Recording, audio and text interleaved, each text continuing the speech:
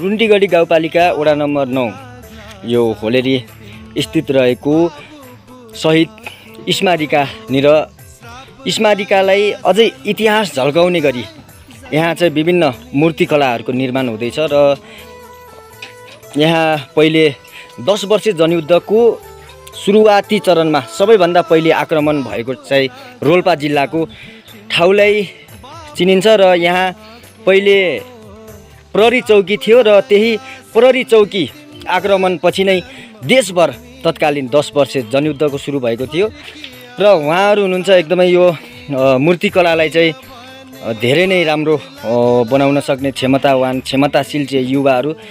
Sir स्वागत छ तपाईलाई। धन्यवाद। हजुरको शुभ नाम? मेरो नाम टोपेन्द्र दानी। ए हजुरहरूले यो आफै चाहिँ निर्माण गर्नुभयो यो मूर्तिकलाहरू हैन? यो मूर्ति चाहिँ आफै बनाउनु भयो नि? हजुर। ए यो कला चाहिँ खासमा यस्तो मूर्ति बनाउन सक्ने क्षमता चाहिँ कसरी भयो? तपाईहरुमा कसरी विकास भयो? यो अब म ललित कलाकै विद्यार्थी हो। ए कला हजुर, मूर्तिकला सम्बन्धी मेरो अध्ययन हो। हजुर हजुर। मैले विगत 14 वर्षदेखि यही मूर्तिकला क्षेत्रमा काम गरिराखेको छु। हजुर।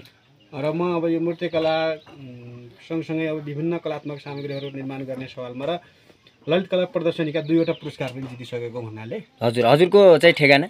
बागचौर नगरपालिका वार्ड नम्बर 9 सल्यानमा मेरो जन्मस्थान हो। स्थायी ठेगाना त्यही हो? स्थायी ठेगाना त्यही हो। अब हामीले व्यवसाय रूपमा काम गर्ने ठाउँ चाहिँ बागचौर नगरपालिका 2 मा चाहिँ हाम्रो कला केन्द्र छ, मूर्ति कला केन्द्र छ। हजुर। अब फिल्डमा त जता पनि देशैभरि यो सबै चाहिँ बनाइराख्नु भएको छ जति पनि मूर्ति यो चाहिँ सबै प्रहरीको हो भन्नुभयो? हजुर, प्रहरीको हो। अब माओवादीको पनि बन्छ। ए माओवादीको पनि बन्छ? माओवादीको बन्छ अहिले प्रहरीहरुको। तर यो मूर्ति बनाउँदाखेरि कस्तो झडप भएको जस्तो चाहिँ बनाउनु हुन्छ कि कस्तो खालको? यो एकदम अब युद्धलाई देखाउने खालको हैन? हजुर।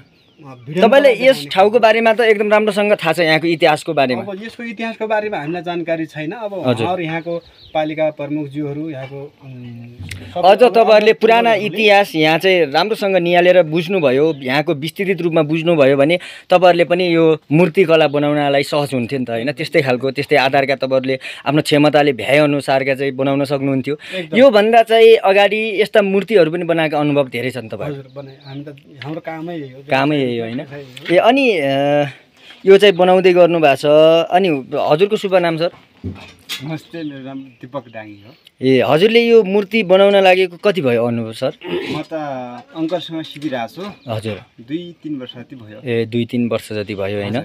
एकदमै राम्रो। हेर्नुहोस् यसरी चाहिँ मूर्ति बन्दैछन् र यहाँ चाहिँ अब इतिहासलाई झल्काउने गरी रोल्पा जिल्लाको योगदान, त्याग, तपस्या के थियो र कसरी देशमा जनयुद्धको सुरु भयो हैन? अहिले लोकतन्त्र राजतन्त्रलाई चाहिँ यहाँबाट जनयुद्धकै कारणले चाहिँ जनयुद्धको सङ्घर्षले नै देशको राजतन्त्रलाई चाहिँ हटाउन फाल्न चाहिँ सफल भएका थियो र अहिले लोकतान्त्रिक पद्धतिमा यहाँका विभिन्न हैन इतिहासका बारेमा यो होलेरी बजार रोल्पा जिल्लाको चाहिँ 10 वर्षे जनयुद्धको इस्गम थलो भनेर चाहिँ उद्गम थलो भनेर चाहिँ चिनिन्छ र तनाम है तनाम चाहिँ मूर्तिहरू तपाईहरुले देख्न सक्नुहुन्छ।